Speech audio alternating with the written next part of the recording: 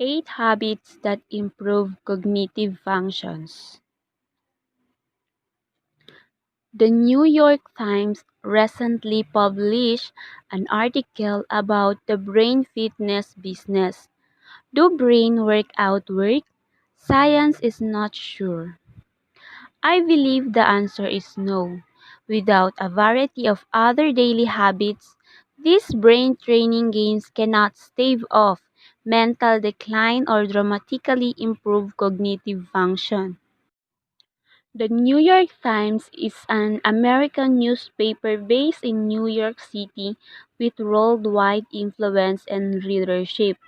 Isa sa mga artikulo na nilathala nila ay patungkol sa mga gawain for the brain fitness. Brain fitness is the ability of the brain to learn what the organism needs to know in order to survive in a changing environment. Do brain workout work? To give your senses and your brain a workout, try doing activities that simultaneously engage all 5 of your senses. Without a variety of other daily habits, itong mga brain training games like online brain games, quizzes, word problems, puzzle at marami pang halimbawa ng brain training games ay hindi niya kayang pigilan ang pagkakaroon ng mental decline.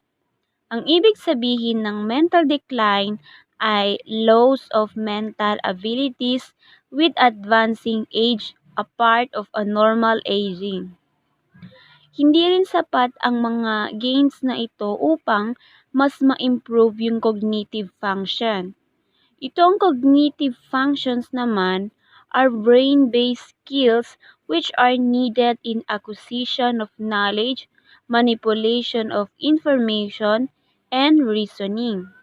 They have more to do with the mechanism of how people learn, remember, problem solve, and pay attention rather than with actual knowledge. It encompasses the domains of perception, attention, memory, learning, decision-making, and language abilities.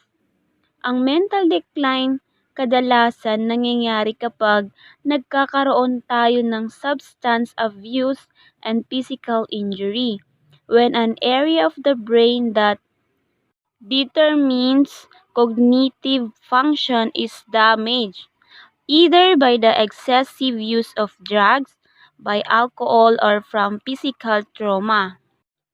Most of the brain training games will have some benefits, but it's impossible to optimize brain connectivity and maximize neurogenesis or growth of new neurons sitting in a chair while playing a video game on a two-dimension screen. The human brain is a large, well-connected, and dynamic network. Our brain is a network.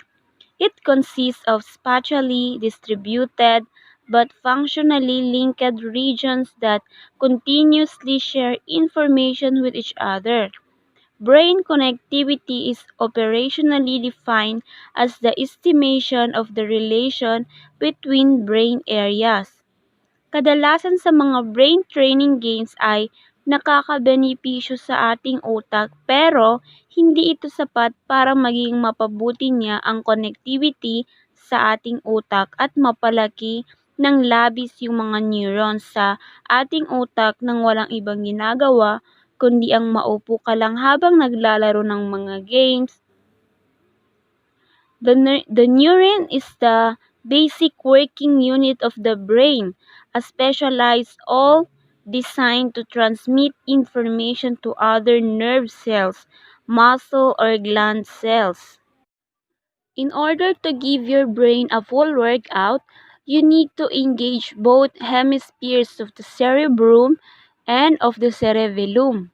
You can only do this by practicing exploring and learning a new things in the 3 dimensions of the real world, nor while being sedentary in front of a flat screen. These digital programs can't real exercise to cerebellum, Latin little brain, and therefore literally only train half of your brain.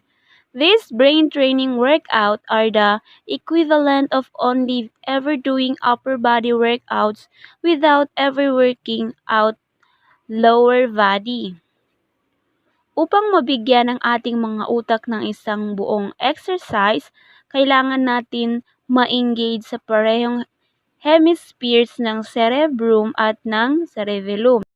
Ang cerebrum ay ang malaking parte ng ating utak and is composed of right and left hemispheres. It performs higher function like interpreting touch, vision, and hearing, as well as speech, reasoning, emotions, learning, and fine control of movement. Ang cerebellum naman, which is Latin for little brain, is a major structure of the brain that is located near the brainstem. This part of the brain is responsible for coordinating voluntary movements. It is also responsible for a number of functions including motor skills such as balance, motion, and posture. Magagawa mo lang ang lahat ng ito sa pamamagitan ng pag-explore at pag-aaral ng mga bagay na nangyayari sa totoong mundo kesa nakaupo ka lang sa isang flat screen. Dahil hindi nito lubos na nagagamit ang cerebellum, para ka lang nag-exercise sa itaas na bahagi ng katawan at hindi nasasali ang sa baba ng iyong katawan. These habits can improve cognitive function and protect against cognitive decline for a lifespan. Cognitive impairment is when a person has trouble remembering, learning new things, concentrating, or making decisions that affect their everyday life. Ang mga sumusunod ay maaaring makatulong upang maiwasan ang mga ganitong pangyayari. Number 1, physical activity. Researchers at Boston University School of Medicine discovered more evidence that physical activity is beneficial for brain health and cognitive. The study found that certain hormones which are increased exercise during exercise may help improve memory. The researchers were able to correlate blood hormone levels from acrobatic fitness and identify positive effects on memory function linked to exercise. Ang pisikal na gawain ng isang tao ay malaki ang naitutulong sa kalusugan ng ating utak. Sinabi dito na ang hormones ng isang tao, which are increased exercise during exercise, ay nakakatulong upang mapabuti ang ating memorya. Hormones help regulate your body's processes like hunger, blood pressure, and sexual desire. Number 2, openness to experience. A 2013 study, The Impact of Sustained Engagement on Cognitive Function in Older Adults, the Synapse Project, found that learning new and demanding skills while maintaining an engaged social network are key to staying sharp as we age. Another study from 2014 found that a training program designed to boost cognition in older adults also increased their openness to new experiences, demonstrating for the first time that a non-drug intervention in older adults can change a personality traits once thought to be fixed throughout a person's lifespan. Ang pagiging bukas sa mga karanasan tulad ng pag-aaral sa mga bagay na nangyayari sa paligid natin at ang pagkakaroon o pagiging sanay sa maraming kaalaman at patuloy na pakikihalubilo sa mga tao ay isa sa mga dahilan upang maging matalas pa rin ang ating kaisipan kahit na tayo ay tumatanda na. Ang pagsali sa mga training program ay isa sa mga dahilan upang tayo ay maging bukas sa mga bagong karanasan posibleng maging dahilan sa pagbabago ng pananaw natin sa buhay. Number 3, curiosity and creativity. A 2013 study from Michigan State found that childhood participation in arts and craft leads to innovation, patents, and increases the odds of starting a business as an adult. The researchers found that people who own businesses or patents receive up to 8 times more exposure to the arts as children than the general public. The most interesting finding was the importance of sustained participation in those activities, said Rex Lamore, director of MSU's Center for Community and Economic Development. If you started as a young child and continue in your adult years, you're more likely to be an inventor as measured by the number of patents generated, businesses formed, or articles published, and that was something we were surprised to discover. Ang pakikilahok sa arts and craft o sining mula pagkabata ay nagiging dahilan upang humantong sa pagbabago, patents at mas mataas yung chance na makapagsimula ng isang negosyo pagdating sa hustong gulang. Kung nagsimula ka bilang isang bata at nagpatuloy sa mga taong may sapat na gulang ka na, mas malamang na ikaw ay isang inventor na sinusukat sa bilang ng mga nabuo na mga negosyo o mga artikulong na-publish. Last year, neuroscientists discovered multiple ways that musical training improves the function and connect- connectivity of different brain regions and improves cognitive function.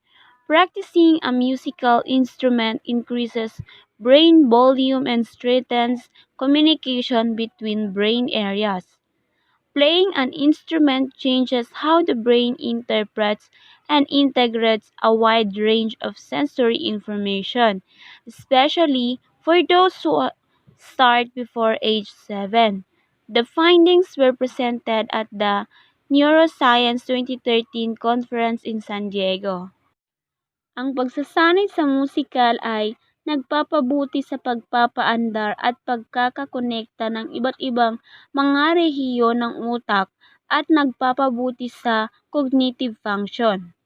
Ang pagsasanay ng isang instrumentong pangmusika ay nagdaragdag ng dami ng utak at nagpapalakas ng komunikasyon sa pagitan ng mga lugar ng utak. Sa pamamagitan ng pakikinig ng isang instrumento ay nababago kung paano tayo magbigay kahulugan at kung paano natin pagsamahin ang mga impormasyon na narinig natin. In a press briefing, Gottfried Klug of Harvard Medical School summarized the new research from 3 different presentations at the conference. He said these insights suggest potential new roles for musical training, including fostering plasticity in the brain, have strong implications for using musical training as a tool in education and for treating a range of learning disabilities. Another 2013 study found that reading books, writing, and participating in brain stimulating activities at any age may preserve memory. Neuroscientists discovered that reading a novel can improve brain function on a variety of levels. This study of the brain benefits of reading fiction was conducted at Emory University and published in the journal Brain Connectivity. Ayon kay Gottfried Slug, ang ang mga pananaw na ito ay nagmumungkahi ng mga potensyal na bagong tungkulin para sa pagsasanay sa musikal kabilang ang pagpapalakas ng plasticity sa utak. May malakas na implikasyon para sa paggamit ng musikal na pagsasanay bilang isang kasangkapan sa edukasyon at para magsilbing gamot sa isang saklaw ng mga may kapansanan sa pag-aaral. Brain plasticity is a behavioral changes that known by names such as learning, memory, addiction, maturation, and recovery. Ang pagbabasa ng mga fiction ay nakakatulong upang mapalawak ang ating imahinasyon at ilagay ang ating sarili sa sitwasyon na iyon. The researchers found that becoming engrossed in a novel enhances connectivity in the brain and improves brain function. Interestingly, reading fiction was found to improve the reader's ability to put themselves in another person's shoes and flex the imagination in a way that is similar to the visualization an athlete would do while mentally rehearsing a motion. Our study suggests that exercising your brain by taking part in activities such as these across a person's lifetime, from childhood through old age, is important for brain health in old age, concluded co-author Robert S. Wilson. Ang pag-exercise ng ating utak sa pamamagitan ng pagsali sa mga aktibidad sa buong buhay natin mula pagkabata hanggang sa pagtanda ay mahalaga para sa kalusugan ng ating utak sa ating pagtanda. Number 4, social connections. In 2014, John Cacioppo of the University of Chicago presented findings which identified that the health consequences of feeling lonely can trigger psychological and cognitive decline. Cacioppo's research found that feeling isolated from others can disrupt sleep, elevate blood pressure, increase morning rises in the stress hormone cortisol, alter gene expression in immune cells, increase depression, and lower overall subjective well-being. All of these factors conspire to disrupt optical brain function and connectivity and reduce cognitive function. Kung tayo ay madalas nag-iisa, malungkutin, ay posibleng makatrigger upang tayo ay magkaroon ng psychological and cognitive decline. Ang pakiramdam na naiiba tayo sa karamihan ay maaaring makagambala sa ating pagtulog, mapataas ang presyon ng dugo, at pwedeng madagdagan ang stress. Number 5, mindfulness meditation. A 2013 pilot study by researchers at Harvard's Beth Israel Diakonis Medical Center identified that the brain changes associated with meditation and subsequent reduction may play an important role in showing the progression of age-related cognitive disorders like Alzheimer's disease and other dimensions. Ang pagbabago sa utak na nauugnay sa meditation and subsequent seduction ay may mahalagang papel sa pagbabago ng mga karamdaman sa pag-iisip tulad ng sakit na Alzheimer. Number 6, brain training games. Scientists are beginning to better understand the specific mechanism of how patterns of electrical pula, called spikes, trigger a cascade of changes in neural circuits linked to learning and memory.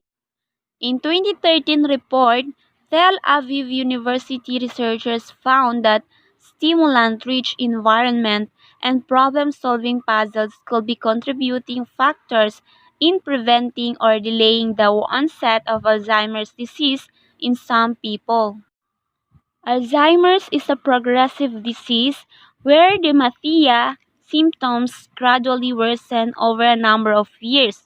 In its early stages, memory loss is mild, but with late-stage Alzheimer's, individuals lose the ability to carry on a conversation and respond to their environment. Ang stimulant-rich environment at paglutas sa problema sa mga puzzle ay maaaring makaambag at maging dahilan sa pagpigil o pagkaantala ng pagsisimula ng sakit na Alzheimer's sa ilang mga ito. Ibig sabihin ng stimulant-rich environment ay yung napapaligiran ka ng mga bagay na magpapalakas ng loob mo. Number 7, get enough sleep. Scientists has known that the brain requires sleep to consolidate learning and memory. At the annual meeting of the Society for Neuroscience in San Diego in 2013, sleep researchers from Brown University presented groundbreaking new research that helps explain the specific of how sleeping brain master a new task. Alam nating lahat na ang pagtulog ay mahalagang bahagi sa ating katawan dahil ang utak ay nangangailangan ng pagtulog upang makapag-isip o makapag-aral ng mabuti. Halimbawa, kung ikaw ay pagod at kulang sa tulog, posibleng mahirapan kang isaulo o pag-aralan ang isang bagay dahil pwedeng sabihin na ikaw ay wala sa kamalayan. At minsan naman, kung nakakatulog tayo ng maayos, ay nagagawa natin ng mabilis at tama yung ginagawa natin. Number 8, reduce chronic stress. Neuroscientists have discovered that chronic stress and high levels of cortisol can damage the brain. A wide range of recent studies have affirmed the importance of maintaining healthy brain structure and connectivity by reducing chronic stress, which lowers cortisol. Chronic stress, the ability to flip a switch in storm cells that turns into a type of cell that inhibits connections to the prefrontal cortex, which would improve learning and memory, but lays down durable scaffolding linked to anxiety, depression, and post-traumatic stress disorder. Yoga has potent health benefits. Ang talamak na stress at mataas na antas ng cortisol ay maaaring makapinsala sa utak. Cortisol is your body's main stress hormone. It works with certain parts of your brain to control your mood, motivation, and fear. Mahalaga na mapanatiling malusog ang struktura ng ating utak at ang pagkakakonekta nito sa pamamagitan ng pagbawas ng stress na nagpapababa ng cortisol. Chronic stress is a long-term stress. This is stress resulting from repeated exposure to situations that lead to the release of stress hormones. Itong stress na ito, nagagawa niyang pitikin yung switch sa ating storm cells na nagiging isang cell na nagpapahiwatig sa connections papunta sa prefrontal cortex. Ang prefrontal cortex is the section of the frontal cortex that lies at the very front of the brain. Dahil dito, mas na-improve ang learning and memory pero kailangan ng matibay na scaffold na nag-uugnay sa pagkakabalisa, pagkalungkot at post-traumatic stress disorders. Post-traumatic stress disorder is a disorder that develops in some people who have experienced a shocking, scary, or dangerous event. And that's all. Thank you.